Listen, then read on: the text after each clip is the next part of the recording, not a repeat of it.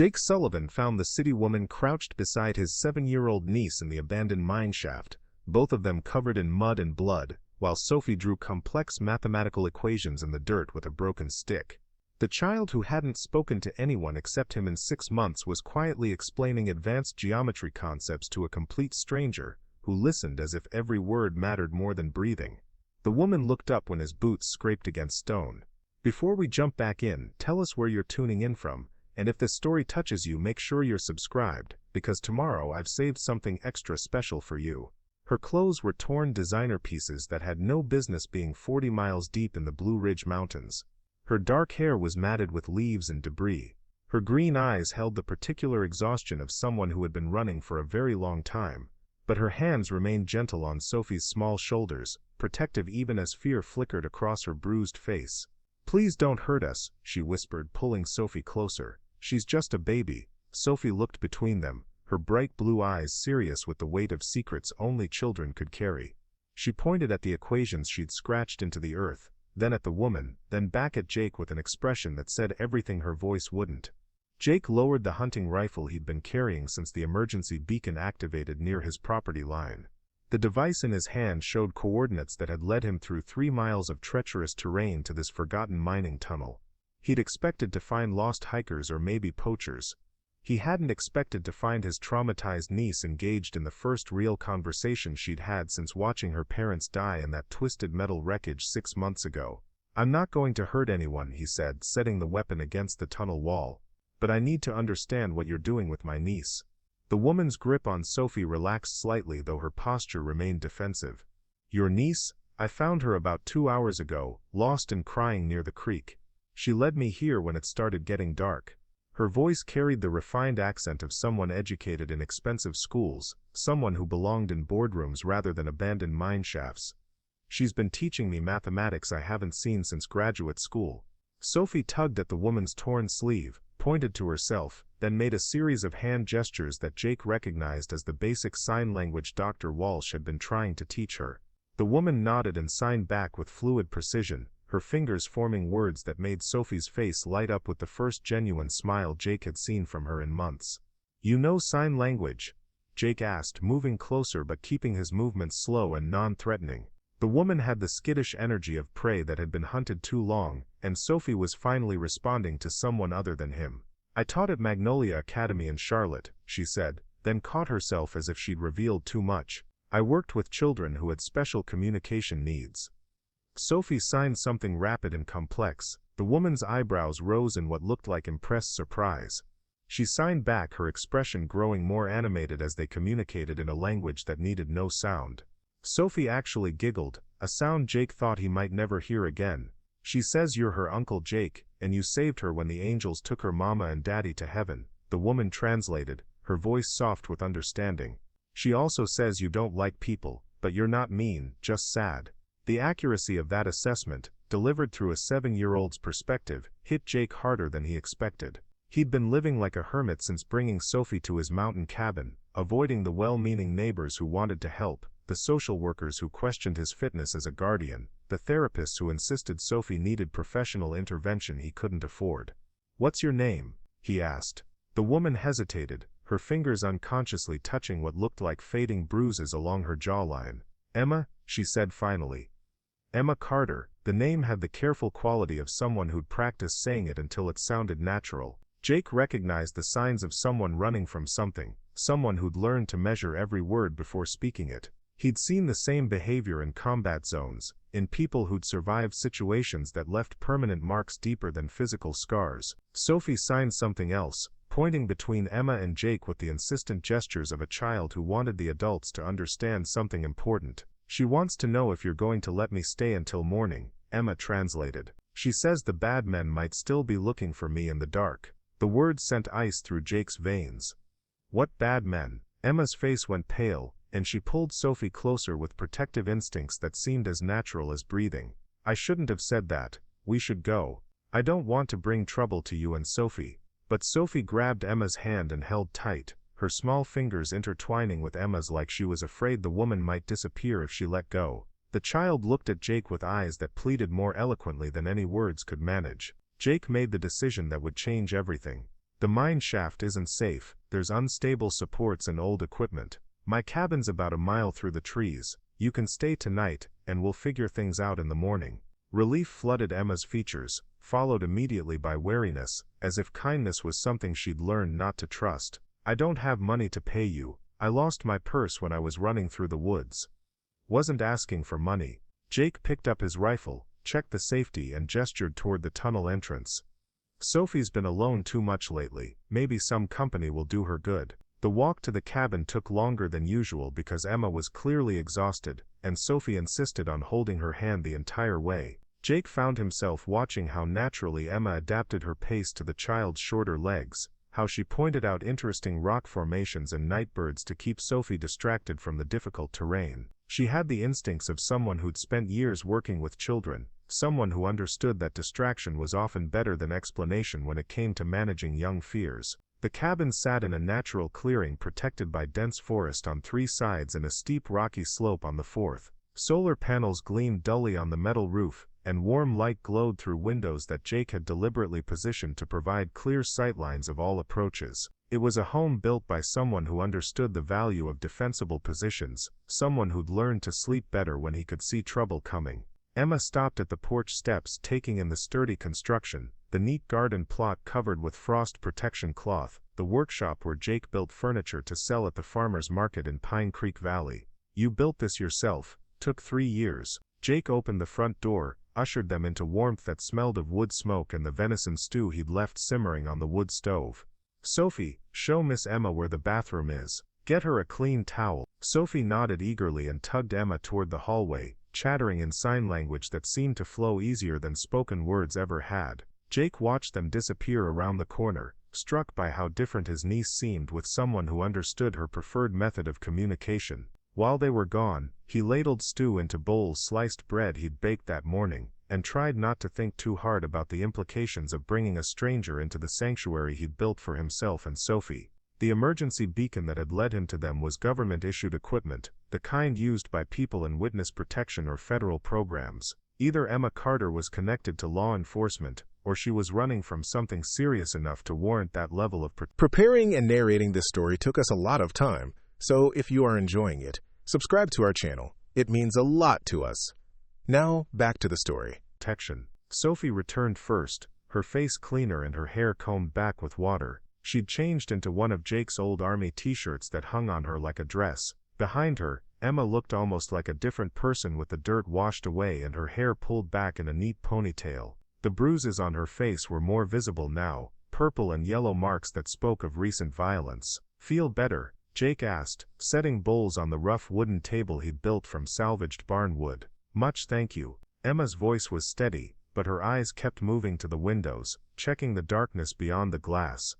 This is beautiful, the cabin I mean. You've created something really special here. Sophie climbed onto her usual chair and immediately began signing to Emma about the stew, about how Uncle Jake had taught her to identify the herbs he used for seasoning, about the garden where they grew their own vegetables. Emma responded with the same animated attention she might have given a doctoral dissertation, asking questions that made Sophie elaborate and explain. Jake found himself eating slowly, drawn into the conversation despite his usual preference for quiet meals. Sophie was more engaged than he'd seen her since the accident, more like the bright, curious child she'd been before trauma stole her voice. Emma had the gift of making a 7-year-old feel heard and important, something Jake recognized as rare and valuable. Uncle Jake grows medicine plants too, Sophie signed, then spoke aloud for the first time all evening. Show her the willow bark tea. Emma's eyes widened at the sound of Sophie's voice, then filled with tears she tried to hide by looking down at her bowl. That sounds wonderful, sweetheart. Jake stood and moved to the kitchen area, where mason jars lined shelves filled with dried herbs he'd learned to identify during his military medical training. The willow bark tea was something he'd started making for Sophie's headaches, but Emma looked like she could use something for pain that went deeper than physical injuries. You're very lucky to have such a smart uncle, Emma told Sophie while Jake prepared the tea. And he's lucky to have such a brilliant niece. Those equations you were drawing in the mine were college-level work. Sophie beamed with pride, but then her expression grew serious. Mama used to help me with numbers, before she went to heaven.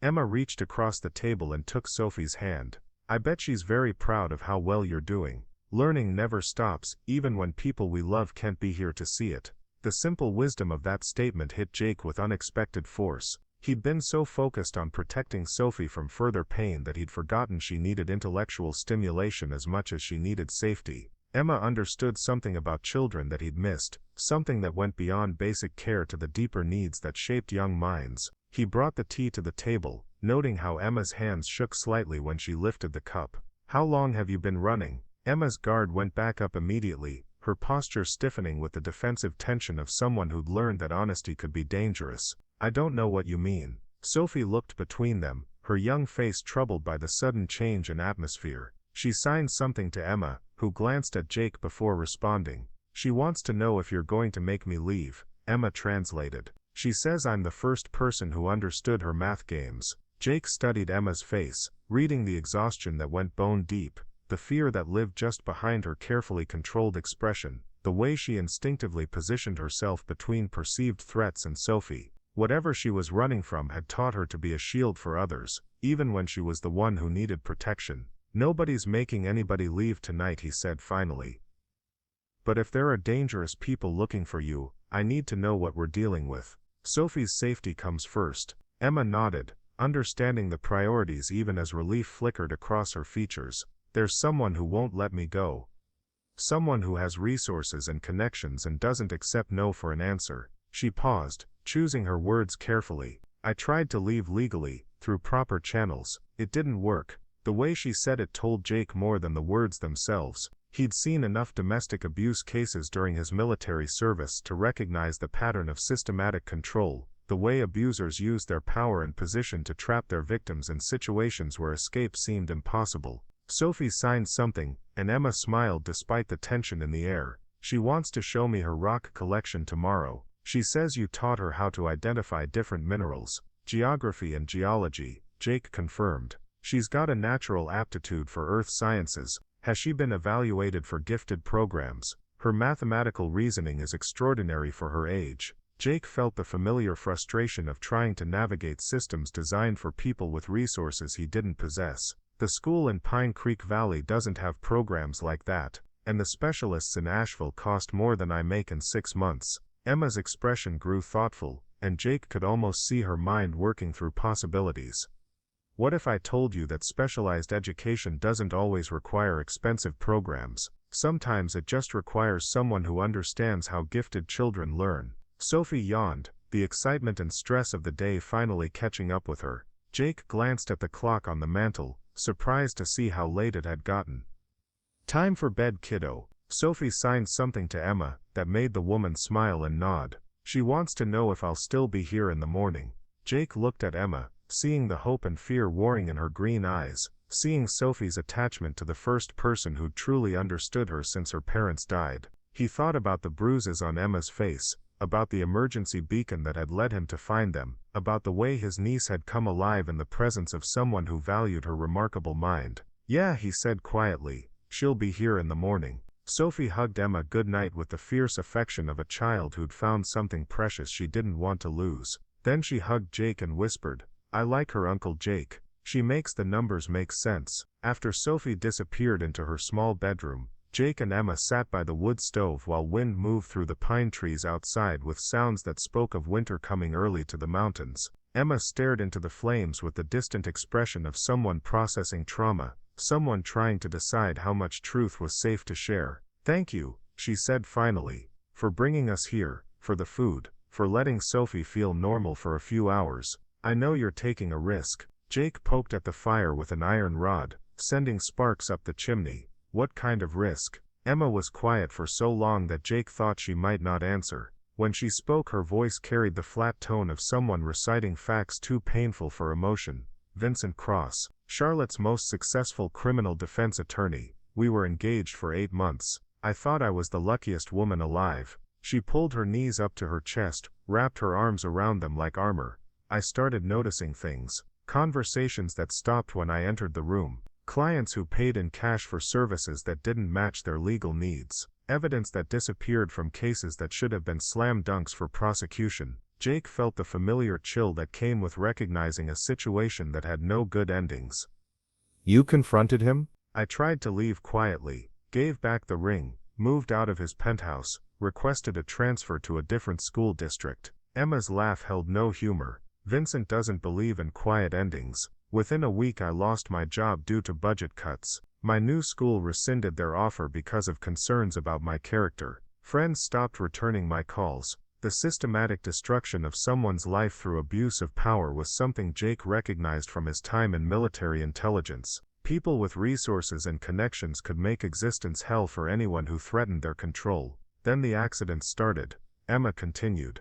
My car developed brake problems. My apartment had a gas leak. I received letters detailing exactly how isolated I'd become, how easy it would be for me to simply disappear. Jake set down the fire poker, turned to study Emma's profile in the flickering light. How did you get the emergency beacon? Emma glanced at him, surprised by the question. A friend from law school works for the U.S. Attorney's office. She gave it to me when I told her what was happening. Said if things got bad enough, federal marshals would respond to the signal. And things got bad enough. Emma touched the bruises on her face unconsciously. 3 days ago Vincent decided subtle intimidation wasn't working fast enough. He had me picked up by 2 men who made it very clear that I had 2 choices: come back willingly, or be brought back in a condition that would make resistance impossible. The clinical way she described the threat told Jake everything he needed to know about how serious the danger was. Men like Vincent Cross didn't make empty threats, and they didn't give up when their control was challenged.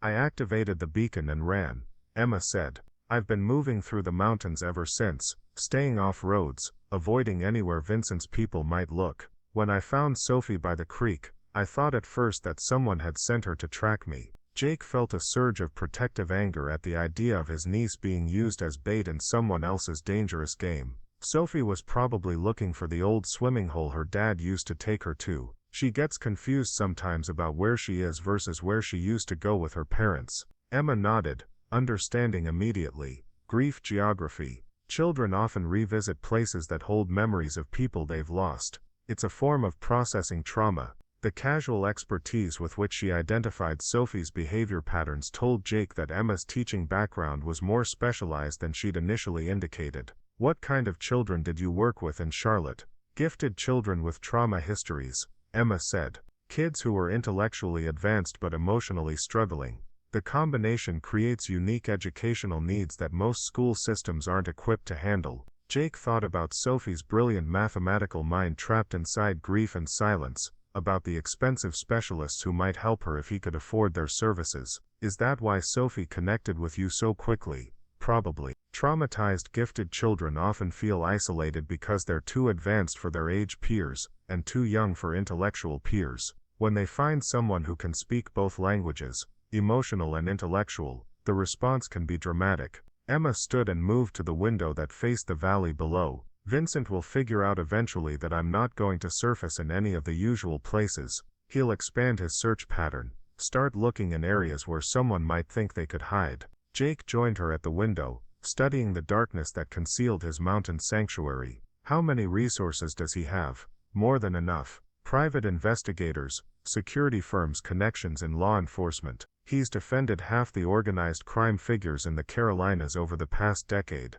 They owe him favors. The scope of what they were facing settled over Jake like cold mountain air. This wasn't a simple case of helping someone escape an abusive relationship. This was about protecting Emma and Sophie from someone with the power to make people disappear permanently. I should leave in the morning, Emma said quietly. Before I bring his attention to you and Sophie, you've both been through enough. Jake watched her reflection in the window glass, seeing the resignation of someone who'd accepted that safety was temporary and isolation was the price of survival. He thought about Sophie's laughter during dinner, about the first real conversation his niece had engaged in since losing her parents, about the way Emma had instinctively moved to shield a child she'd just met from perceived danger. No, he said, surprising himself with the certainty in his voice. You're not leaving. Emma turned to look at him, hope and disbelief warring in her expression.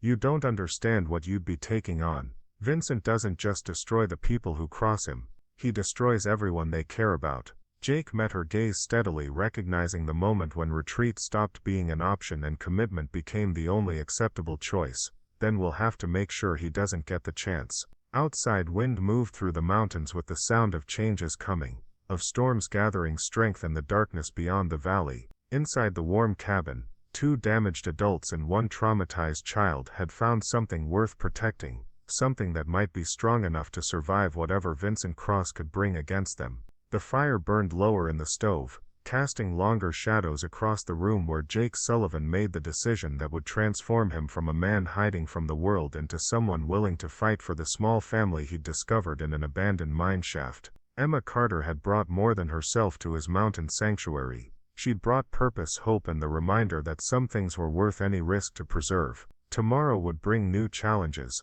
new dangers, new choices that would test the fragile bonds forming between 3 people who needed each other more than any of them had initially understood. But tonight, for the first time in months, Jake's cabin felt like a home where healing was possible, where love could grow in the spaces between fear and courage, where a mountain man, a teacher, and a brilliant little girl could begin building something stronger than the forces trying to destroy them. Emma woke before dawn to the sound of Sophie's quiet sobbing through the thin cabin walls. She lay still in the narrow guest bed, listening to Jake's heavy footsteps crossing the floor, hearing his gentle voice as he comforted his niece through what sounded like a recurring nightmare. The murmured words were too soft to understand, but the tone carried the practiced patience of someone who'd been fighting this battle for months. Through the small window beside her bed, Emma could see the first pale light touching the mountain peaks that surrounded Jake's hidden valley. The landscape looked different in daylight, less threatening but somehow more isolated.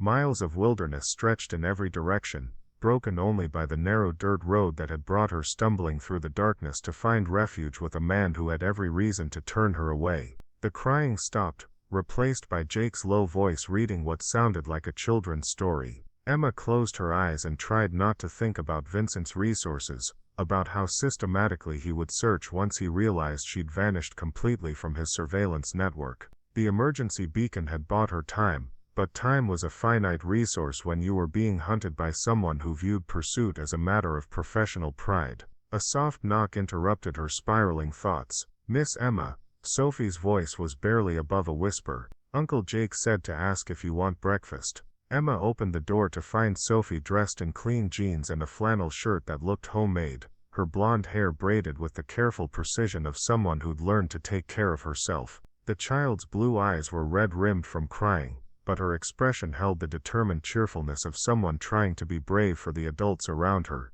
"I'd love breakfast, sweetheart. Did you sleep okay?" Sophie shrugged with the practiced casualness of someone who'd learned that adults worried when children told the truth about nightmares. "The dreams come sometimes. Uncle Jake says they'll get better when I'm ready." Emma knelt to Sophie's eye level, recognizing the careful way traumatized children learn to manage adult emotions. Dreams are how our minds try to make sense of things that are too big for regular thinking.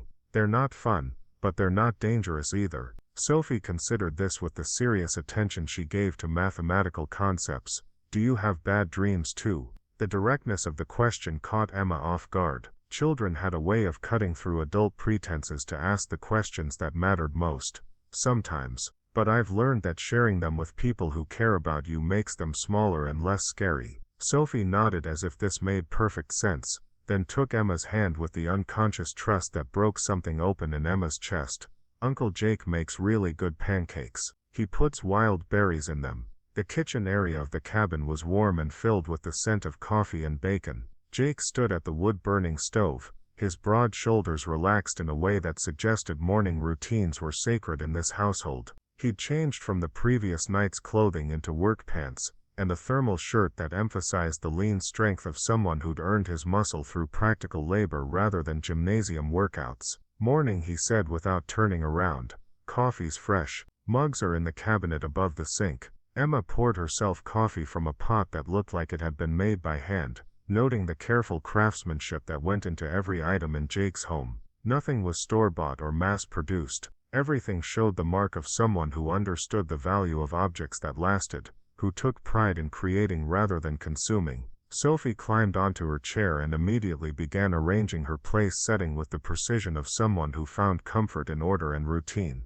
"Uncle Jake, can Miss Emma see the workshop after breakfast? I want to show her the rocking horse you made." Jake glanced at Emma, his gray eyes holding the careful assessment of someone trying to gauge whether temporary guests were planning to become permanent complications. if she wants to see it. Emma sensed the testing quality of the offer, the way Jake was measuring her reaction to his world. I'd like that very much. I've never seen furniture made by hand. The admission seemed to surprise Jake, as if he'd forgotten that people could live entire lives without understanding how basic necessities were created. He set a plate of pancakes in front of Sophie, then slid another across the table to Emma. The pancakes were golden and studded with dark purple berries that tasted like concentrated summer sunshine. These are incredible, Emma said, meaning it. The berries taste completely different from anything I've had before. Wild huckleberries, Sophie explained importantly. Uncle Jake taught me which ones are safe to eat and which ones aren't.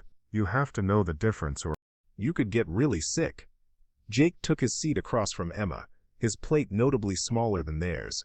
She recognized the habit of someone who'd learned to prioritize others' needs over his own, who'd internalized the military principle that leaders ate last. Most people don't bother learning what grows naturally around them. They depend on stores and supply chains that could disappear overnight.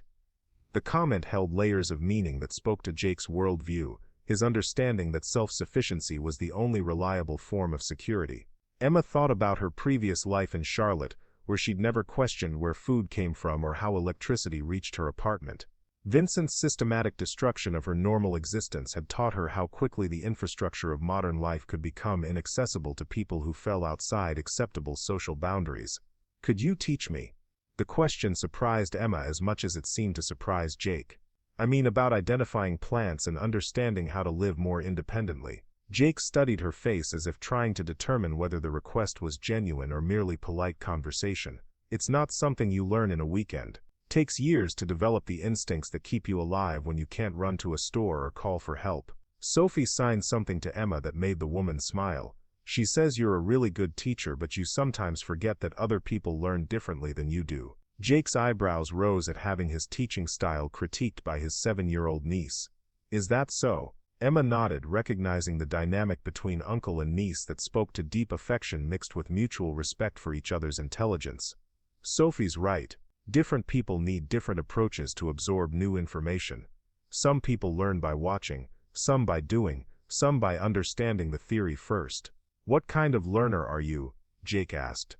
Emma considered the question while she ate pancakes that tasted like they'd been made by someone who understood food as medicine, nourishment as an act of care. Contextual. I need to understand why something matters before I can remember how to do it. Sophie signed something else, and Emma found herself laughing at the child's astute observation. She says that's probably why you're good at teaching kids like her. You understand that smart children need reasons, not just rules. Jake's expression softened as he watched his niece communicate with someone who treated her insights as valuable rather than precocious. Sophie's always been good at reading people, better than most adults. After breakfast, Jake led them to the workshop that occupied a separate building behind the main cabin.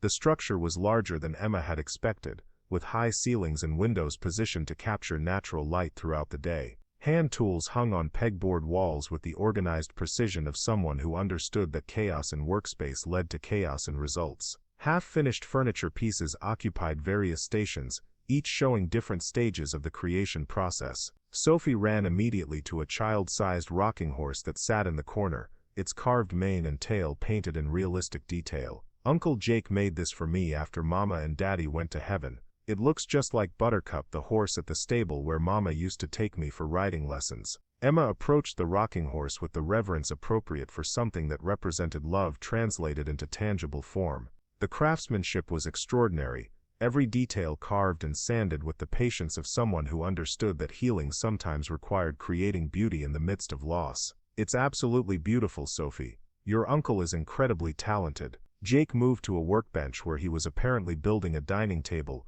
running his hands along wood grain with the unconscious affection of someone who'd learned to appreciate natural materials. Keeps me busy during the long winter months, and there's always demand in Pine Creek Valley for furniture that's built to last. Emma wandered through the workshop, noting the various projects in different stages of completion. A child's desk that would be perfect for Sophie's mathematical explorations, a bookshelf with compartments sized for different types of volumes, a cradle that suggested Jake sometimes took commissions for families expecting new additions. You could make a good living at this anywhere, Emma observed. Why stay so isolated? Jake's hand stilled on the table's surface. Sophie looked up from where she was making her rocking horse move in gentle arcs, her young face suddenly alert to the tension in her uncle's posture. Isolation has its advantages, Jake said carefully. No neighbors to complain about workshop noise, no building codes to navigate, no one asking questions about things that aren't their business. Emma heard the deeper meaning beneath his words, the suggestion that Jake's retreat to the mountains hadn't been entirely voluntary. You're hiding too. Sophie stopped rocking and moved closer to Emma, as if sensing that adult conversations were about to venture into territory that might threaten the fragile security she'd found in her uncle's care. Jake met Emma's gaze directly, his gray eyes holding the steady assessment of someone deciding how much truth was safe to share. Military discharge doesn't always mean you get to go home and pretend nothing happened. Sometimes it means you find a place where the things you learned overseas don't make you a liability to people you care about. The careful phrasing told Emma more than detailed explanations would have.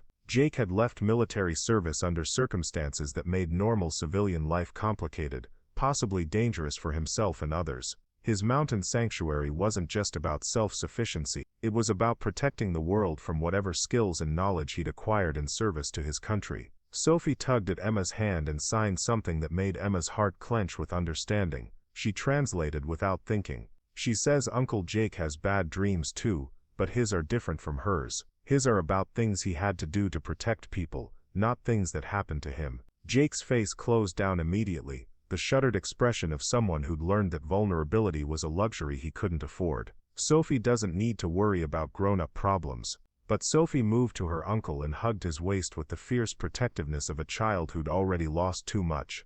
I worry anyway. That's what families do. The simple statement hung in the workshop air like a challenge to the isolation both adults had embraced as their primary survival strategy. Emma watched Jake's face soften as he returned his niece's embrace, seeing how the child's unconditional love was slowly healing wounds that professional therapy might never reach. We should head into town this morning, Jake said, changing the subject with the practiced ease of someone who'd learned to redirect conversations away from dangerous territory. Sophie needs new winter clothes, and we're low on supplies that I can't grow or make myself. Emma felt anxiety spike through her system at the mention of leaving the mountain sanctuary. Is that safe? I mean, for me to be seen in public. Jake studied her face, reading the fear that she tried to keep controlled. Pine Creek Valley isn't exactly a major metropolitan area. Most people mind their own business, and strangers stick out enough that we'd know if anyone was asking the wrong questions. Sophie signed something to Emma that required translation.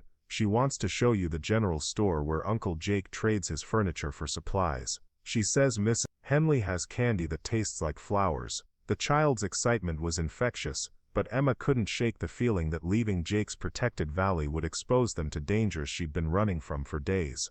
What if Vincent's people are already expanding their search area? What if they're monitoring small towns around the region? Jake moved to a cabinet and withdrew what looked like a military-grade communication device. Dr. Walsh monitors law enforcement channels in the county. If there were strangers asking questions or unusual activity, he'd have contacted me. Emma stared at the radio equipment with growing understanding. Jake's isolation wasn't as complete as it appeared. He maintained connections with selected people who could provide early warning of threats or changes in the local security environment. Dr. Walsh is the one you trust to keep you informed about potential problems. Ben and I served together in Afghanistan. He understands operational security, and he's got legitimate reasons to know what's happening throughout the county. Jake activated the radio and spoke into the microphone with the casual efficiency of someone maintaining regular communication schedules. Pine Creek Base, this is Mountain Home. Request situation update. Over. The response came immediately in a voice that carried medical authority mixed with military precision. Mountain Home, Pine Creek Base. All quiet in the valley. No unusual visitors or inquiries. Weather forecast calls for possible snow in higher elevations tonight. How's our patient doing? Over. Jake glanced at Emma, who nodded her consent to share basic information. Patient is stable and responding well to treatment. Planning supply run this morning if conditions remain favorable. Over. Copy that, Mountain Home. I'll be at the clinic all day if you need consultation. Pine Creek Base out. Emma felt some of her tension ease at the evidence that Jake's network included people who could provide professional medical care if needed. Dr. Walsh knows about my situation, Ben knows that someone showed up who needed help, and that you're staying until it's safe to make other arrangements. He doesn't need details to understand that some situations require discretion. Sophie had been following the conversation with the intense attention she brought to adult discussions that might affect her security. "Miss Emma, are the bad people going to come here?" Emma knelt to meet Sophie's eyes, recognizing the child's need for honest information balanced with appropriate reassurance. "I hope not, sweetheart. But if they do, your Uncle Jake and Dr. Walsh and other people who care about us will make sure we're all safe." Sophie nodded with the pragmatic acceptance of someone who'd already learned that bad things could happen to good people, but that adults who truly cared would fight to protect the children in their care. "Can we still go see Mrs. Henley's flower candy?" Jake checked his watch, then moved to another cabinet where he kept what looked like tactical gear mixed with civilian outdoor equipment. "We'll go, but we do it smart. Emma, you'll need different clothes and something to change your appearance until we know whether anyone's looking for you in this area." Emma realized that Jake was already thinking like someone planning a potentially dangerous mission, weighing risks against necessary objectives while developing contingency plans for multiple scenarios. His military training was showing in the methodical way he approached what most people would consider a routine trip to town. 20 minutes later, Emma barely recognized herself in the mirror Jake had mounted in the guest bedroom. Her long dark hair was tucked under a knit cap and she wore borrowed clothes that made her look like someone who belonged in mountain country. Jake's ex-wife's winter jacket fit reasonably well, and hiking boots that had seen better days completed the transformation from fleeing city woman to local resident running errands. Sophie had dressed herself in layers that would protect her from changing mountain weather, and she carried a small backpack that apparently contained emergency supplies Jake insisted she have whenever they left the cabin. Uncle Jake says being prepared means thinking about what could go wrong before it happens.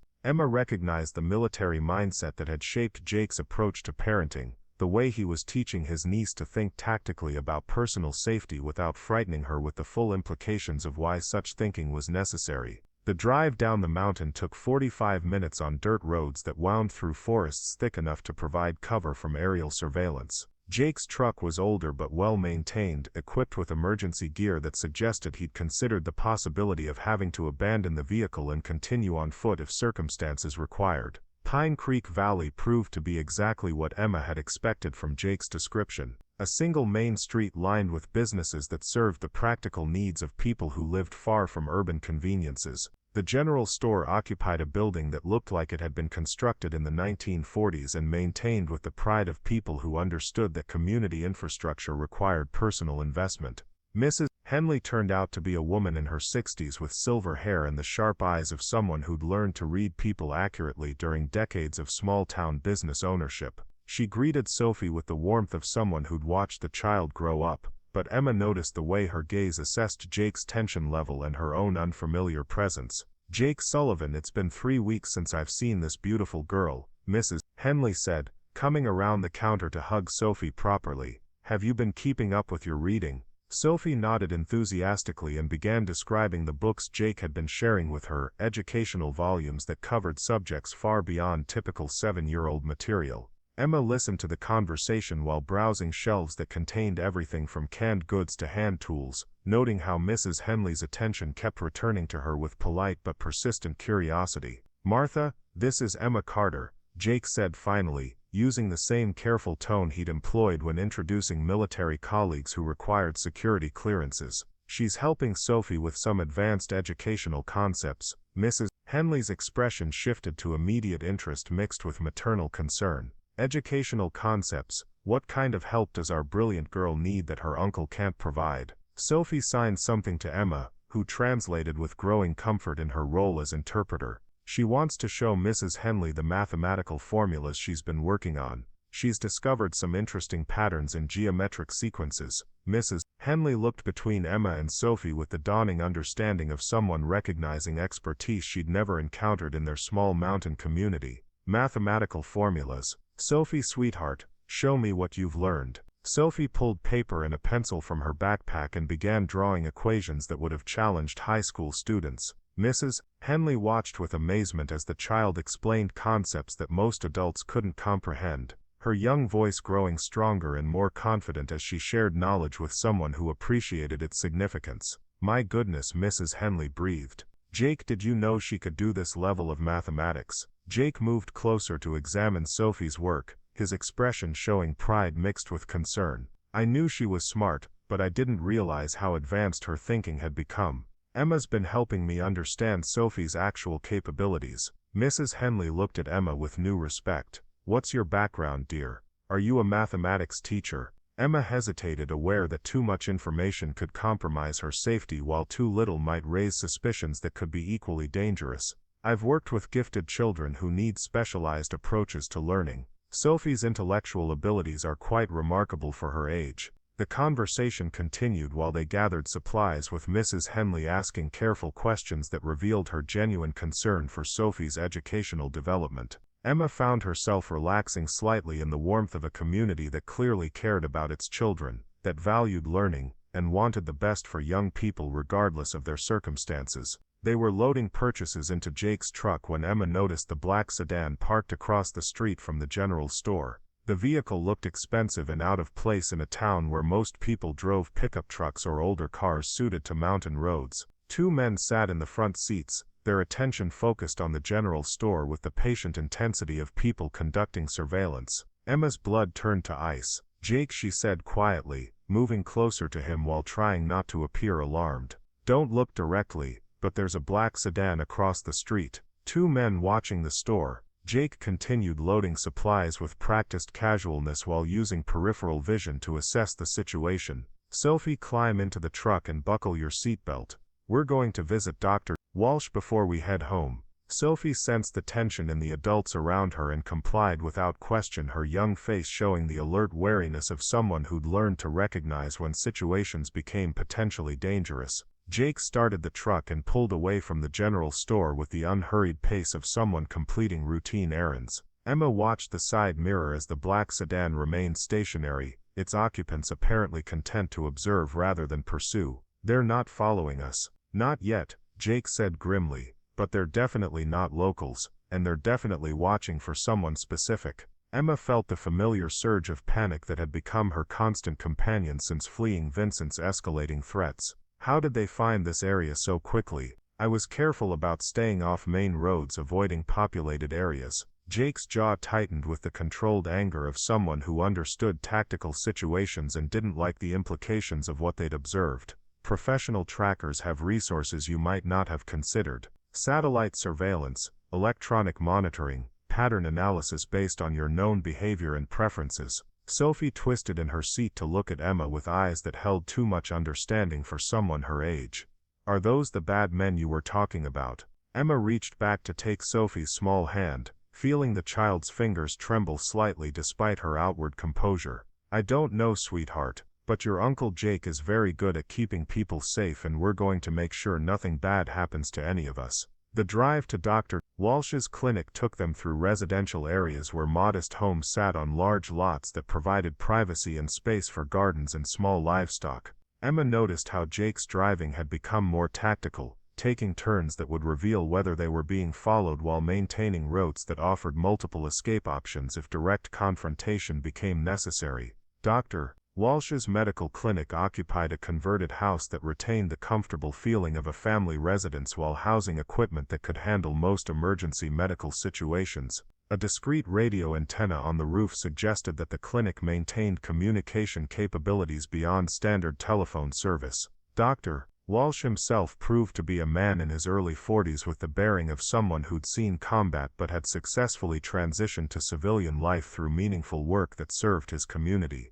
His handshake was firm, his eyes held the assessment skills that came with military training, and his immediate attention to Sophie revealed the bedside manner that made him effective with children. Sophie, my favorite patient, he said with genuine warmth. Have you been taking care of that uncle of yours? Sophie giggled and nodded, but Emma noticed how quickly Dr. Walsh's attention shifted to her own face, noting the fading bruises with professional recognition of domestic violence indicators. Then we need to talk, Jake said quietly. Privately. Dr. Walsh nodded and led them to an examination room where medical confidentiality provided additional security for sensitive conversations. What's the situation? Jake described their observations at the general store with military precision, providing details that allowed Dr. Walsh to understand the potential threat level without unnecessary speculation. Emma found herself grateful for the way both men approached dangerous situations with calm professionalism rather than panic or denial. Professional surveillance team, Dr. Walsh confirmed after hearing Jake's report.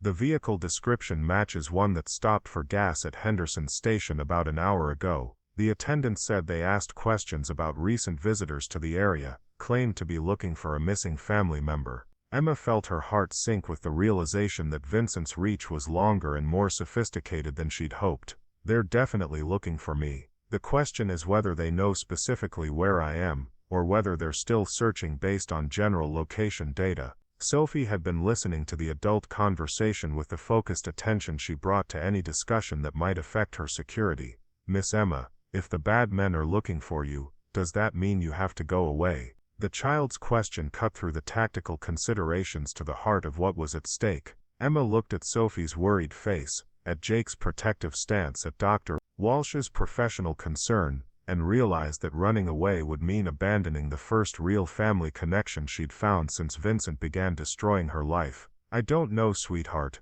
Emma said honestly, but whatever happens, we're going to make sure you're safe and that your Uncle Jake can take care of you the way he's supposed to. Jake's expression hardened with the determination of someone who'd made a decision that would define everything that followed. Nobody's going anywhere until we know exactly what we're dealing with.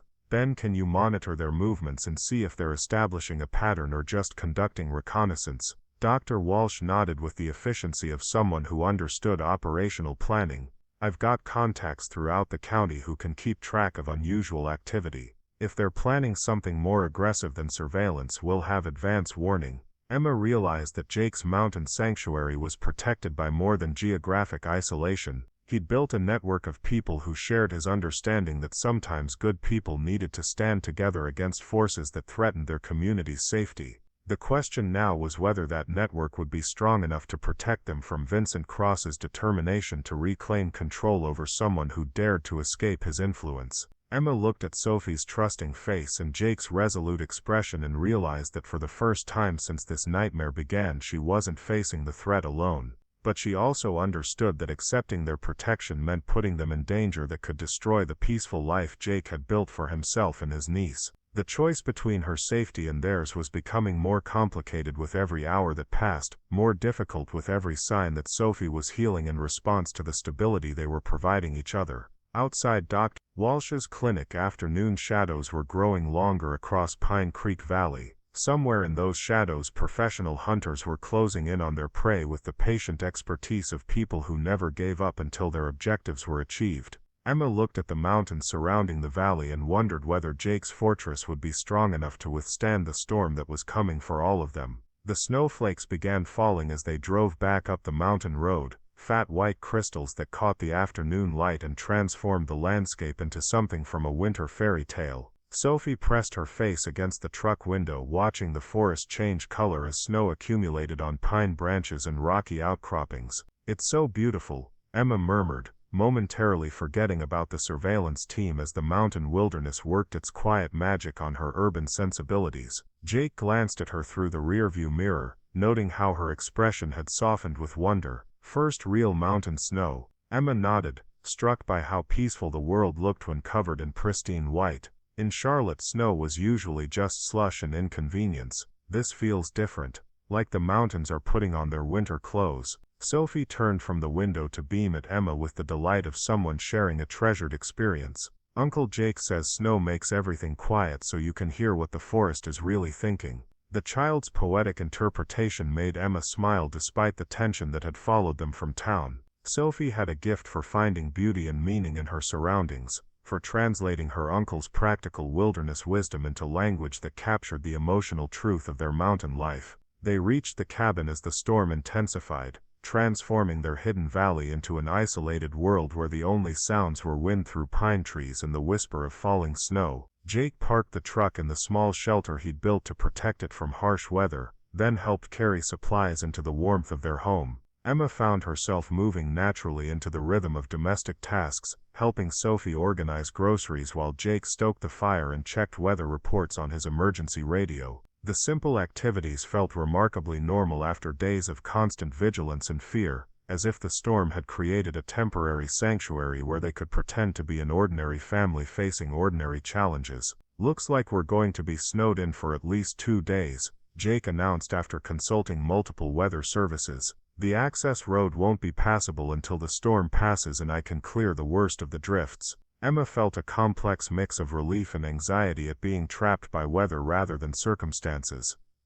Is that a problem for your supply situation? "Do you have enough food and fuel?" Jake's smile held the confidence of someone who'd learned to prepare for contingencies most people never considered. "We could last 3 weeks without leaving the property. Longer if we had to." Sophie clapped her hands with excitement rather than concern. "Snow days are the best. Uncle Jake makes hot chocolate with real cream and we can work on puzzles and read stories and do mathematics without worrying about anything else." The child's enthusiasm was infectious, but Emma noticed how Jake's expression remained alert despite the cozy domestic scene. He was thinking tactically about their situation, weighing the advantages of being temporarily inaccessible against the vulnerability of having limited escape routes if Vincent's people decided to make a move. "The storm works both ways," Jake said quietly when Sophie went to change into warmer clothes. "They can't get to us easily, but we can't get out if we need to." Emma moved to the window that faced the valley approach,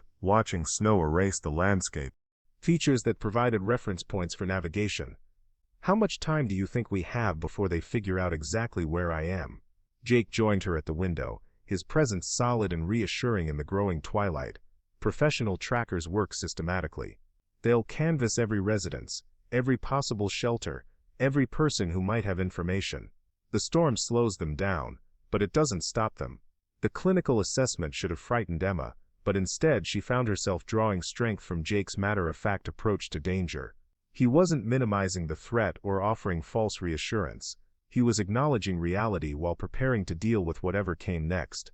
Sophie returned wearing flannel pajamas and thick wool socks, her blonde hair loose around her shoulders. "Can Miss Emma see my special books tonight? I want to show her the mathematics that Daddy taught me before he went to heaven." Emma felt her throat tighten with emotion at the trust implicit in Sophie's offer. The child was sharing precious memories, inviting Emma into the sacred space where grief and learning intersected in a 7-year-old's remarkable mind. "I would be honored to see your special books, sweetheart." Sophie disappeared into her bedroom, and returned with a collection of notebooks filled with her father's handwriting mixed with her own careful mathematical explorations. The pages revealed a man who had recognized his daughter's exceptional abilities, and had devoted time to nurturing her intellectual curiosity with the patience of someone who understood that gifted children needed specialized attention. "Daddy was an engineer," Sophie explained as she opened the first notebook. "He said mathematics was like a secret language that could explain how everything in the world worked. He taught me that numbers weren't just for counting things, but for understanding patterns and relationships and why things happened the way they did." Emma studied the notebooks with growing amazement. Sophie's father had created a systematic approach to advanced mathematical concepts that built from basic principles to complex applications. His teaching notes showed deep understanding not just of mathematics, but of how to present challenging material in ways that excited rather than intimidated young learners. "Your daddy was a remarkable teacher," Emma said softly. "These notebooks show how much he loved sharing knowledge with you." Sophie leaned against Emma's side with the unconscious trust of a child who had found someone who appreciated what mattered most to her. "Uncle Jake tries to help me with the hard problems, but sometimes I think about things that are too big for regular explanations." Jake looked up from where he was preparing dinner, his expression showing the familiar frustration of someone who wanted to provide everything his niece needed, but felt limited by his own educational background. "Sophie asks questions that would challenge college professors. I do my best, but I know it's not enough." Emma saw an opportunity to address both Sophie's needs and Jake's concerns about his adequacy as her guardian.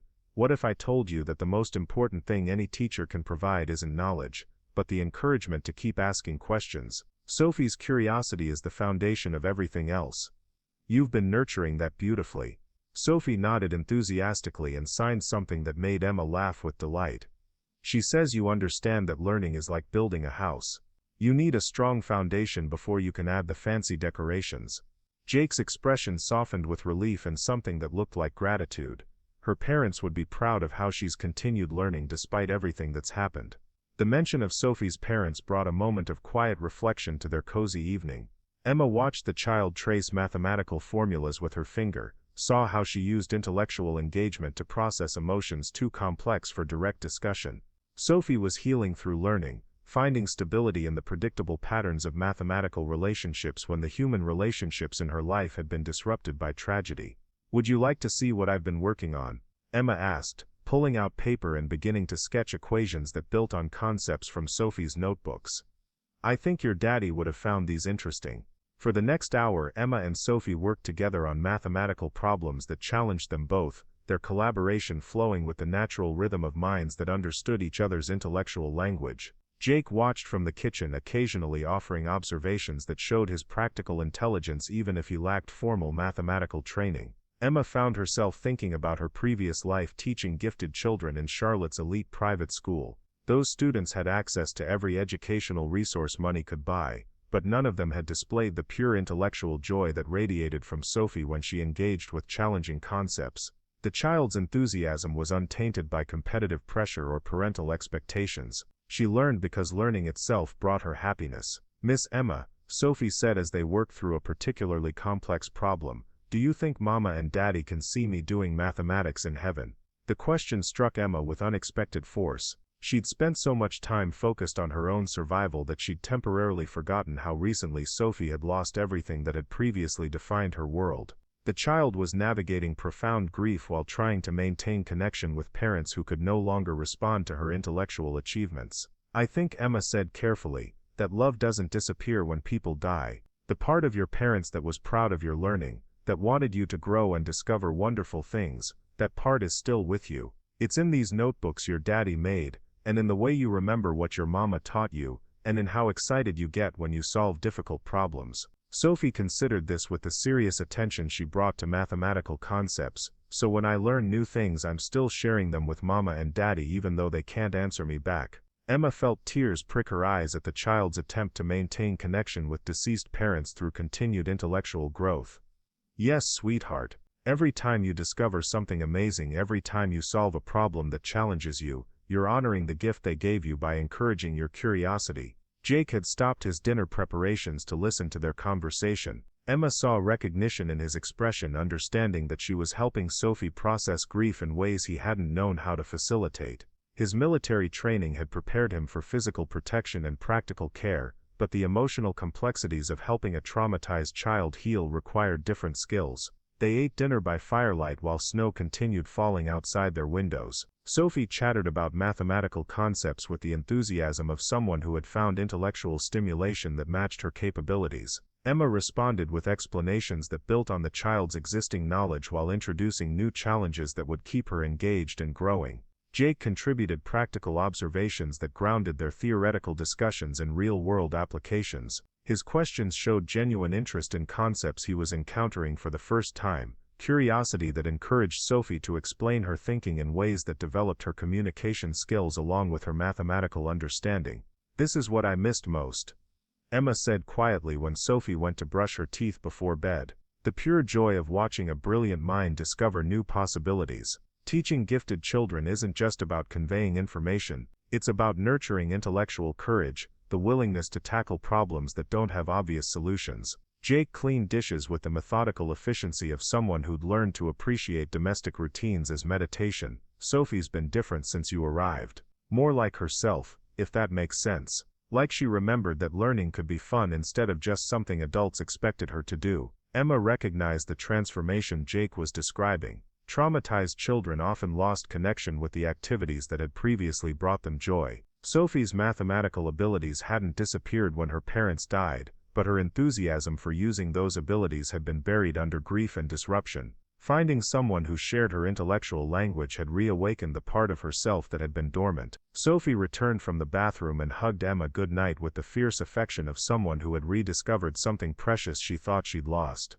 "Thank you for understanding my mathematics, Miss Emma. Will you help me with more problems tomorrow?" Emma hugged her back, feeling the child's trust settle around her heart like warm blanket. "As many problems as you want to work on, sweetheart. We'll explore whatever mathematical territories your mind wants to investigate." After Sophie disappeared into her bedroom, Emma and Jake sat by the fire listening to wind move through the pine trees outside. The storm had transformed their cabin into an island of warmth and safety in a wilderness that stretched for miles in every direction. Emma found herself relaxing in ways she hadn't been able to since fleeing Vincent's escalating threats. "Thank you," Jake said suddenly, "for what you're doing with Sophie. I've been worried that I wasn't enough for her, that she needed things I couldn't provide." Emma turned to study his profile in the firelight, seeing the self-doubt that undermined his confidence despite his obvious competence in every practical area of their lives. "You've given her the most important foundation any child can have, unconditional love and absolute security. Everything else is just decoration." Jake's smile held the relief of someone who'd been carrying guilt he could finally set down. "I keep thinking about what her parents would want for her, whether I'm making the right choices about her education and her future." Emma understood the weight of responsibility Jake carried for Sophie's development. Raising any child was challenging, but raising a gifted child who had experienced trauma required navigating complexities that had no clear guidelines or obvious solutions. Sophie's parents gave her intellectual curiosity and emotional resilience, Emma said. "You've given her safety and stability. Together those gifts are creating a foundation that will serve her throughout her life.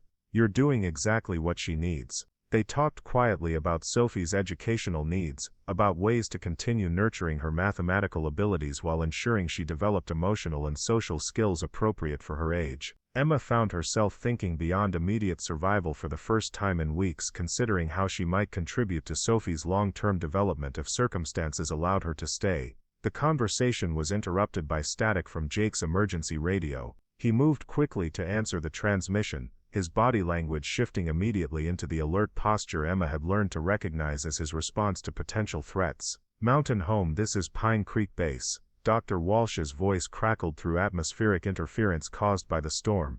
"We've got developments in the valley. The surveillance team has expanded to 6 vehicles, and they're asking more direct questions about missing persons. They're showing photographs now. Over." Emma felt ice form in her stomach. Vincent's people had escalated from general reconnaissance to active hunting mode. They had her photograph, which meant they were no longer searching blindly for someone who might be in the area. Jake keyed the microphone with practiced efficiency. "Copy, Pine Creek Base. What's the nature of their inquiries?" "Over. They're claiming to be private investigators working for a concerned family member. They have legal documents that look legitimate, and they're offering rewards for information about the subject's whereabouts. Some of the locals are getting nervous about the pressure." "Over." Emma closed her eyes, recognizing Vincent's strategy. He would use his legal connections to create documentation that made his search appear officially sanctioned. The reward money would motivate people who might otherwise be reluctant to share information with strangers. "Understood, Pine Creek Base. Recommend maintaining communication schedule and advising friendly contacts about operational security. We're secure at current location but monitoring situation closely." "Over." "Copy that, Mountain Home. Weather Service says storm should clear by tomorrow afternoon. Be advised that snow removal on main roads will begin as soon as conditions allow. Pine Creek Base out." Jake replaced the microphone and turned to Emma with the grim expression of someone who understood tactical situations and didn't like their current position. "They're closing in. The storm bought us time but not much." Emma felt the familiar panic rising in her chest, the suffocating sensation of being hunted by people with superior resources and unlimited determination. "I should leave. Tonight, if possible. Before they trace me here and put you and Sophie in danger." Jake's response was immediate and definitive. "You're not going anywhere in a blizzard, and you're not going anywhere alone when there are professional hunters looking for you." The quiet certainty in his voice surprised Emma. She'd expected him to recognize the logic of removing the danger from his property, protecting his niece by eliminating the threat her presence represented. "Jake, you don't understand what Vincent is capable of. He doesn't just destroy the people who cross him. He destroys everyone who helps them, everyone who cares about them. I can't let Sophie become a target because she befriended me." Jake moved closer, his gray eyes holding the steady determination Emma had learned to associate with decisions he'd made and wouldn't reconsider. "And you don't understand what I'm capable of. Vincent Cross might have resources and connections, but he's never faced someone who learned warfare in places where the rules didn't apply." The quiet menace in Jake's voice reminded Emma that beneath his gentle treatment of Sophie and domestic competence lay someone who had been trained to eliminate threats using methods that civilian law enforcement couldn't employ. His mountain sanctuary wasn't just a retreat from the world. It was a fortress designed by someone who understood defensive tactics and had prepared for exactly the kind of situation they now faced. "This isn't your fight," Emma said desperately. "You've already done more than anyone could expect by giving us shelter. Don't risk everything you've built here for someone you barely know." Jake's expression softened, but his resolve remained unchanged. "Sophie barely knew you 3 days ago. That didn't stop her from trusting you with her most precious memories. Sometimes the most important decisions aren't about what makes logical sense. They're about what makes human sense." Emma stared at him, struck by the realization that Jake had made the same choice Sophie had made instinctively. Both of them had decided she belonged to their small family, that protecting her was worth whatever risks that choice entailed. "Besides," Jake added with a slight smile that didn't reach his eyes, "you're not someone I barely know anymore. You're the person who brought my niece back from silence. You're the teacher who understood what she needed when I didn't know how to help her. You're part of our family now, whether Vincent Cross likes it or not." The word family hit Emma like a physical blow. She'd been so focused on survival that she hadn't recognized how completely she'd been accepted into the refuge Jake had created for himself and Sophie. They weren't just providing temporary shelter for a stranger in need. They were claiming her as one of their own, extending the protective circle that had previously included only the two of them. Emma felt tears she'd been holding back for days finally break free. Not tears of fear or desperation, but tears of gratitude for finding people who valued her for reasons that had nothing to do with her usefulness or compliance. Jake and Sophie cared about her because she cared about them, because she'd proven willing to put their needs ahead of her own safety. "I don't know how to be part of a family anymore," she whispered. "Vincent spent so much time convincing me that I was worthless except as an extension of his ambitions. I forgot what it felt like to matter to people who weren't trying to control me." Jake reached out and took her hands, his calloused fingers gentle against her skin. Sophie figured it out in about 10 minutes, "You'll remember." Outside their warm cabin, snow continued falling with the steady persistence of winter settling over the mountains. Somewhere in that white wilderness, professional hunters were planning their next moves, developing strategies for capturing prey that had proven more elusive than they'd anticipated. But inside the circle of firelight, 3 people who had found each other through tragedy and circumstance were discovering that love could be stronger than fear, that family could be created through choice rather than blood, and that some things were worth any risk to preserve. Emma looked at Jake's determined face and realized that running was no longer an option she could consider, not because escape was impossible, but because she'd finally found something worth staying to fight for. Sophie's brilliant mind deserved protection. Jake's wounded heart deserved healing. And maybe, if they were strong enough and lucky enough, they could build something together that Vincent Cross's wealth and connections couldn't destroy. The storm raged outside, but Emma felt warmth spreading through her chest for the first time since this nightmare began. She wasn't facing Vincent's hunters alone anymore. She had allies who understood what was at stake, who were willing to stand between her and the forces trying to drag her back into a life that had nearly destroyed her. Tomorrow would bring new challenges, new dangers, new tests of the fragile bonds they'd formed. But tonight, surrounded by the peace of falling snow and the comfort of unconditional acceptance, Emma allowed herself to believe that some fights were winnable when the right people chose to stand together. Jake squeezed her hands gently, his touch promising protection that went deeper than physical safety. "Get some rest, we'll face whatever comes next together." Emma nodded, finally understanding that the most dangerous thing she could do wasn't staying to fight Vincent Cross. The most dangerous thing would be running away from the family she'd found in an abandoned mineshaft, from the love that had grown in the spaces between fear and courage, from the future that 3 broken people might be able to build if they were brave enough to claim it.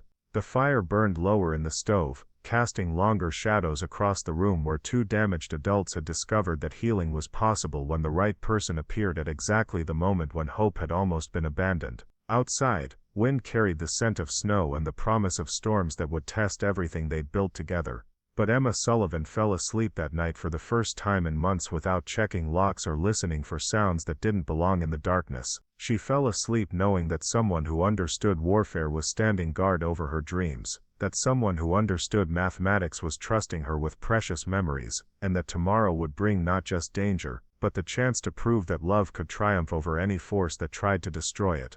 The morning brought crystalline silence and blinding sunlight reflecting off fresh snow that had transformed the mountain landscape into an Arctic wonderland. Emma woke to the sound of Jake's chainsaw cutting through fallen trees that blocked their access road, his methodical work creating the mechanical rhythm of someone preparing for possibilities that required quick departure if circumstances demanded it. Sophie stood at the kitchen window watching her uncle clear obstacles with the focused intensity of a child who understood that adult preparations often determined whether families stayed safe during dangerous times. Her small hands pressed against the glass left fogged handprints that she absently traced into mathematical symbols while monitoring Jake's progress. "He's making sure we can leave if we need to," Sophie said when Emma joined her at the window, "but he's also making sure nobody can sneak up the road without him knowing about it."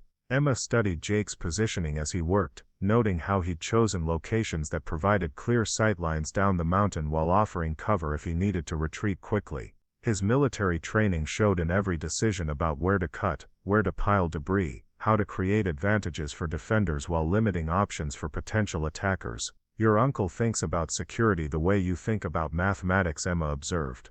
"Every choice serves multiple purposes, every action creates opportunities while eliminating risks." Sophie nodded with the matter-of-fact acceptance of someone who'd learned that the adults responsible for her safety took threats seriously and planned accordingly. "Uncle Jake says preparation isn't about being scared, it's about being responsible for people who depend on you." The wisdom of that statement struck Emma with its simple truth. Jake's tactical approach to their situation wasn't driven by paranoia or fear. It was driven by love expressed through practical action, by the understanding that protection required foresight and planning rather than just good intentions.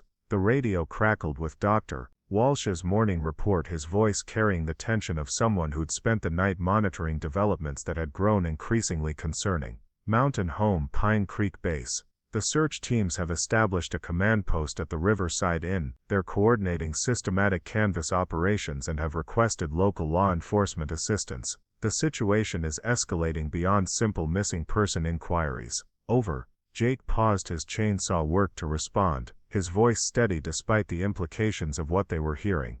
"Copy, Pine Creek Base. What's the nature of law enforcement involvement?" "Over. They're claiming federal jurisdiction based on interstate flight and potential kidnapping charges. Some of the documentation looks legitimate, but Sheriff Morrison is asking questions about why federal marshals weren't involved from the beginning if this was truly an official investigation." "Over." Emma felt her blood turn cold as the full scope of Vincent's strategy became clear. He was using his legal connections to create official cover for what was essentially a private manhunt, manipulating law enforcement agencies into providing resources and legitimacy for his personal vendetta. "Sheriff Morrison is asking the right questions," Jake replied into the microphone. "Recommend maintaining distance from official channels until we can verify the authenticity of federal claims. We're monitoring from secure location and will advise if situation changes." "Over." "Understood, Mountain Home. Be advised that weather conditions are improving rapidly, and road access will be restored throughout the county by this afternoon. The window for isolation is closing. Pine Creek Base out." Jake secured the radio and returned to his work with increased urgency, his movements showing the controlled efficiency of someone who understood that time was becoming their most limited resource. Emma watched him calculate angles and distances with the precision of someone who'd learned to think tactically about terrain and positioning during years of military service in hostile environments. Sophie tugged at Emma's sleeve and signed something that required translation despite the child's growing confidence with spoken English. "She wants to know if the bad men are going to try to take you away today." Emma knelt to meet Sophie's eyes, seeing fear mixed with determination in the child's expression. "I don't know, sweetheart. But whatever happens, your Uncle Jake and I are going to make sure you're safe. That's our most important job." Sophie considered this with the seriousness she brought to complex mathematical problems, weighing variables and calculating probabilities with intellectual tools that served her well even in emotional situations. "Miss Emma, if you have to go away to keep Uncle Jake and me safe, I understand. But I want you to know that you're my teacher now, and teachers are family even when they can't stay forever." The child's emotional maturity broke something open in Emma's chest. Sophie had learned to process loss and change with grace that most adults never achieved, finding ways to preserve love even when circumstances threatened to destroy the relationships that mattered most to her. "You're my student forever no matter what happens," Emma promised. "And students and teachers have a special bond that distance can't break. Every time you solve a difficult problem or discover something amazing, you'll be sharing it with me even if I can't be here to see it." Sophie nodded with satisfaction as if Emma's promise had resolved the mathematical equation of their relationship in ways that made emotional sense regardless of external circumstances.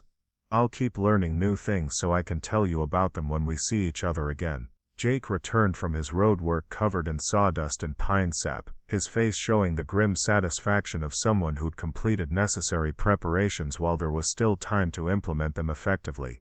Roads clear both ways now. We can get out quickly if we need to, and anyone coming up will have to navigate obstacles that slow them down while giving us advance warning. Emma recognized the tactical advantages Jake had created through seemingly routine maintenance work. He'd transformed their mountain access into a defensive position that favored people who knew the terrain over strangers approaching with hostile intentions. How much time do you think we have before they locate this property specifically?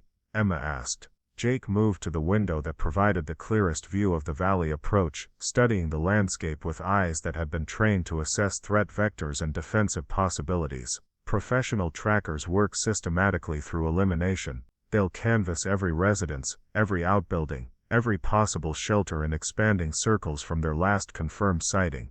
Given the size of the search area and the number of properties to investigate, maybe 12 hours if we're lucky. Sophie had followed their conversation with the focused attention she gave to any discussion that might affect their family's security. Uncle Jake, what if we went to the old mining camp up on Eagle Ridge, the one you showed me where the Cherokee used to trade with the mountain people? Jake's eyebrows rose with surprise and something that looked like pride in his niece's tactical thinking. That's actually not a bad idea, kiddo. It's completely off any official maps. There's natural cover and water sources, and the approach routes would be visible for miles in all directions. Emma felt a surge of hope at the possibility of extending their time before confrontation became inevitable. How difficult would it be to reach this camp, and what kind of shelter does it provide? 2-hour hike through terrain that's challenging for people who don't know the trails, Jake explained. But there are intact cabins that were built to last, and the site has everything we'd need to wait out a search operation or establish a more permanent defensive position. Sophie clapped her hands with excitement that seemed inappropriate given their circumstances until Emma realized the child was approaching their situation as an intellectual puzzle rather than a source of terror. We could bring my mathematics notebooks and continue our lessons while we're camping. It would be like a classroom in the wilderness. The child's ability to find positive aspects in any situation was remarkable, but Emma worried about the psychological impact of turning their crisis into an adventure that could normalize the trauma of being hunted by dangerous people. Sophie, you understand that this isn't a game, right? That there are people who want to hurt Miss Emma, and we're trying to keep everyone safe. Sophie's expression grew serious with the weight of adult realities she'd learned to process through her remarkable intellectual abilities. I understand that bad people sometimes try to control other people by hurting them or the people they care about.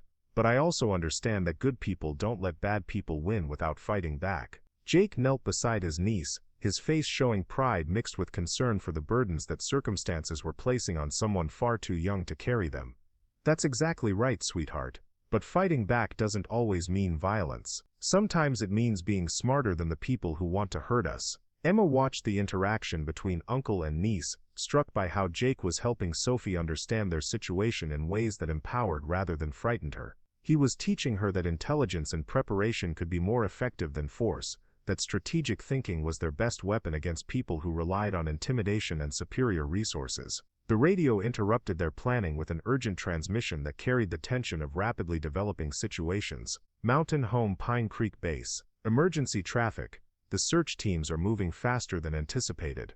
They've already covered the western quadrant and are requesting helicopter support for aerial reconnaissance. You need to implement contingency plans immediately. Over. Jake's response was immediate and definitive. Copy, Pine Creek Base. Implementing contingency alpha. We'll maintain communication on emergency frequencies only. If you don't hear from us within 24 hours, assume compromise and contact federal oversight through established channels. Over and out. Emma understood that Jake was activating pre-planned responses to exactly the scenario they now faced, that his apparent isolation had been supported by careful coordination with allies who could provide assistance when circumstances required it. Sophie ran to her bedroom and returned with a backpack that had apparently been prepared for emergency evacuation, containing essential clothing, her mathematical notebooks, and personal items that would provide comfort during whatever came next.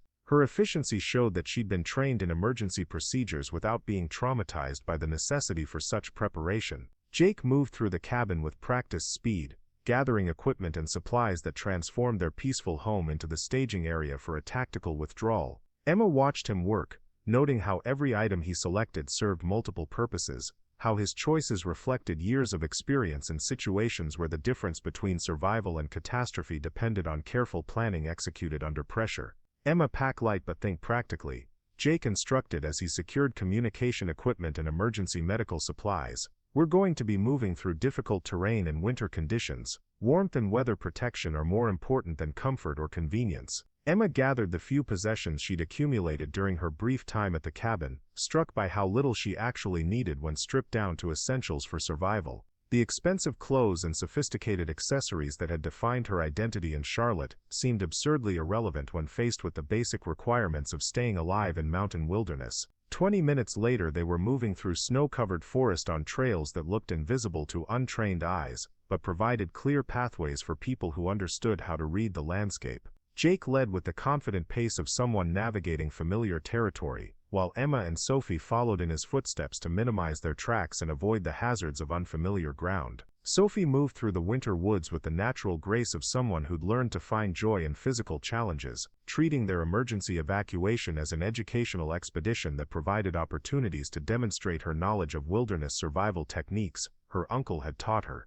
"Uncle Jake, remember when you showed me how to identify animal tracks in snow? Look, there's a deer trail crossing our path about 30 yards ahead." Jake's smile showed pride in his niece's observational skills even under stressful circumstances. "Good eyes, kiddo. What else do you notice about the terrain we're crossing?" Sophie studied their surroundings with the systematic attention she brought to mathematical problems, cataloging details that would be invisible to most children her age. "The slope is gradual enough for easy walking, but steep enough that water drains quickly so we don't have to worry about marshy ground. The tree cover provides concealment from above, but the spacing between trunks allows good visibility for watching approaches from below." Emma listened to Sophie's analysis with amazement at how naturally the child applied tactical thinking to their movement through hostile territory. Jake had been teaching his niece skills that went far beyond wilderness recreation, preparing her to think strategically about personal safety in ways that could serve her throughout her life. They climbed steadily for 2 hours through terrain that grew progressively more challenging as they gained elevation and moved away from maintained trails into areas where human presence was rare and temporary. Emma's urban fitness proved inadequate for sustained mountain hiking, but she pushed through fatigue and discomfort, driven by determination to reach safety without slowing down companions whose lives depended on her ability to keep pace. Jake monitored their progress with the careful attention of someone who understood that successful tactical withdrawals required balancing speed against security, always maintaining awareness of their back trail, while ensuring they didn't exhaust themselves before reaching defensive positions. The abandoned mining camp appeared suddenly as they crested a ridge that had hidden it from the valley below, a collection of weathered log structures that blended so naturally with the landscape that they seemed like natural formations rather than human constructions. The buildings showed the solid craftsmanship of people who'd built to withstand mountain winters and the test of decades without maintenance. "Welcome to our temporary home," Jake said as he led them toward the largest cabin, which had apparently served as the main lodge for workers who'd once extracted minerals from the surrounding mountainsides. Not luxurious but secure and completely invisible from aerial reconnaissance. Sophie ran ahead to explore buildings that had fascinated her during previous visits, her excitement evident despite the circumstances that had brought them to this remote sanctuary. "Miss Emma, wait until you see the inside of the main cabin. It has a fireplace big enough to roast a whole deer, and there's a loft where we can sleep that stays warm from the heat rising up from the fire." Emma followed Sophie into the cabin, struck by how the sturdy construction had preserved living space that felt immediately welcoming despite years of abandonment. Previous visitors had left supplies of firewood and basic necessities, suggesting that the camp served as an informal refuge for people who needed temporary shelter in the wilderness. Jake began implementing security measures with practiced efficiency, checking sightlines and escape routes while ensuring their presence wouldn't be detectable by people searching from the valley below. His movements showed the automatic responses of someone who'd established defensive positions in hostile territory many times during his military career. "We're completely invisible here unless someone knows exactly where to look," he explained as he worked. The mining camp was deliberately positioned to be hidden from casual observation, and the approaches are designed to give defenders every advantage over attackers. Emma helped Sophie organize their supplies and establish living space in the main cabin, noting how the child adapted to their temporary circumstances with remarkable resilience and practical intelligence. Sophie treated their evacuation as an adventure that provided new learning opportunities rather than a traumatic disruption of her normal life.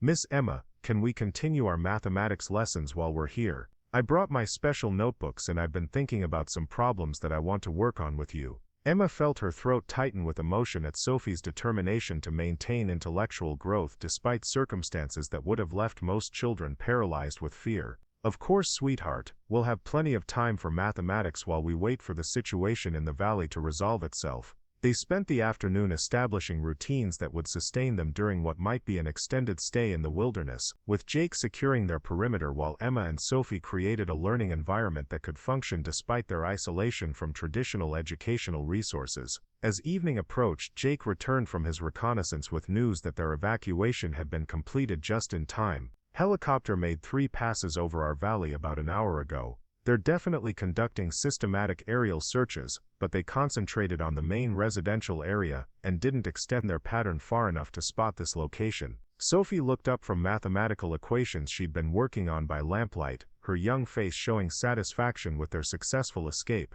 "So we're really safe here. The bad people can't find us." Jake settled beside the fire he'd built in the massive stone fireplace, his expression showing the cautious optimism of someone who understood that temporary safety wasn't the same as permanent resolution. "We're safe for now, kiddo. But Vincent Cross isn't going to give up just because we're harder to find than he expected. He'll keep looking until he finds us or until something stops him." Emma felt the familiar chill of understanding that their current sanctuary was temporary, that Vincent's resources and determination would eventually overcome even the most careful defensive preparations. "What options do we have for permanent resolution? Is there any way to end this that doesn't involve constantly running or hiding?" Jake studied her face in the firelight, reading the exhaustion and desperation of someone who'd reached the limits of what survival without resolution could accomplish. "There might be. But it would require taking risks that could make everything worse if we miscalculate." Sophie signed something that required Emma to translate despite the increasing rarity of her need for interpretation assistance. "She wants to know if we're going to fight the bad men or just keep hiding from them." Jake's laugh held no humor, only the grim recognition of someone who'd been avoiding the decision that circumstances were forcing upon them. "Your niece has a gift for asking the questions that cut straight to the heart of things." Emma looked between Jake's determined face and Sophie's trusting expression, understanding that the choice ahead would define not just her own future but the future of the small family that had formed around their shared need for safety and belonging. The fire crackled in the massive fireplace while wind moved through pine trees outside their hidden refuge. Somewhere in the valley below, professional hunters were planning their next moves, developing strategies for finding prey that had proven more elusive than they'd anticipated. But in the warmth of the abandoned mining camp, 3 people who'd found each other through tragedy and circumstance were preparing to make the choice between permanent flight and the kind of stand that would determine whether love could triumph over the forces trying to destroy it. Jake looked at Emma with eyes that had seen too much violence but still held hope for solutions that didn't require destroying others to preserve what mattered most. "Tomorrow we make contact with the federal oversight that Dr. Walsh mentioned. It's time to find out whether the law can protect people like us from people like Vincent Cross." Emma nodded, understanding that they'd reached the point where hiding was no longer sufficient, where their only path to permanent safety required trusting systems that had already failed her once. But with Jake's tactical expertise and Sophie's brilliant mind, maybe they could find ways to make those systems work more effectively than Vincent expected. Outside their cabin, snow began falling again with the gentle persistence of winter settling over the mountains. Inside, 3 people who'd become family through choice rather than blood settled down to sleep in a place where they could dream of futures that didn't require constant vigilance, where love could grow without fear, and where brilliant children could explore the full potential of their remarkable minds. 2 months later, Emma stood in front of a classroom that had been specially designed for gifted children who needed educational approaches that honored both their intellectual abilities and their emotional complexities. The Pine Creek Valley Community Learning Center occupied a building that Jake had designed and built with help from neighbors who understood that exceptional children required exceptional educational opportunities. Sophie sat in the front row with a dozen other students whose ages ranged from 5 to 15, all of them united by intellectual curiosity that exceeded the capabilities of traditional educational systems. The program Emma had developed combined advanced academic concepts with practical skills that prepared children to think critically about complex problems while remaining emotionally connected to their communities. Jake appeared in the doorway of the classroom, his presence still causing Emma's heart to skip beats even though they'd been married for 6 weeks and had shared every day since their dramatic confrontation with Vincent Cross's hired investigators. The federal oversight that Dr. Walsh had arranged had proven effective in exposing the corruption that had made Vincent's manhunt possible, leading to arrests and legal consequences that had permanently ended his ability to threaten Emma or anyone else. "How are our students doing today?" Jake asked as he approached Emma's desk, his voice carrying the pride of someone who'd watched his wife transform traumatic experiences into opportunities to serve others. Sophie raised her hand with the enthusiasm she brought to all intellectual challenges. "Uncle Jake, Miss Emma taught us how to use mathematical modeling to predict weather patterns. We calculated that it's going to snow again tomorrow, but not enough to cancel school." The other students laughed with the easy camaraderie of children who'd found intellectual peers, who no longer felt isolated by abilities that made them different from age-appropriate companions in traditional educational settings. Emma watched Jake interact with their students, noting how naturally he'd adapted to his role as the practical skills instructor who taught wilderness survival, woodworking, and the kind of self-sufficiency that built confidence along with competence. His military background had proven invaluable in developing curricula that prepared children to think strategically about challenges while maintaining ethical foundations that prevented knowledge from becoming dangerous. Mrs. Sullivan, one of the older students asked, "Are you and Mr. Sullivan going to have children of your own? We think you'd be really good parents." Emma felt heat rise in her cheeks at the directness of the question, but Jake's arm around her waist steadied her as she considered how to respond to curiosity that came from genuine affection rather than idle gossip. "We're thinking about it," she said honestly, "but right now we're focused on being the best teachers and family we can be for all of you." Sophie beamed with satisfaction as if Emma's response had resolved equations that had been troubling her. "I think having more people in our family would be wonderful.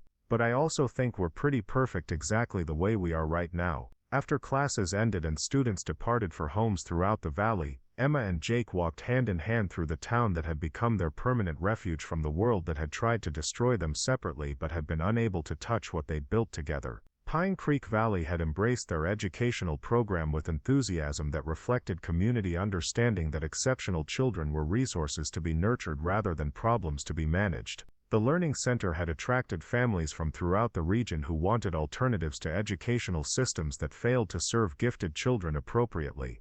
"I keep waiting to wake up and discover this is all a dream," Emma said as they approached the house they built on land adjacent to Jake's original cabin, which now served as his workshop and Sophie's private study space. Jake stopped walking and turned to face her, his gray eyes holding the steady love that had grown from protection into partnership into the kind of deep commitment that made everything else possible. "Not a dream, just proof that sometimes the worst things that happen to us lead to the best things we never imagined." Emma stood on tiptoe to kiss her husband, tasting the contentment that came from lives built on foundations strong enough to support whatever challenges the future might bring.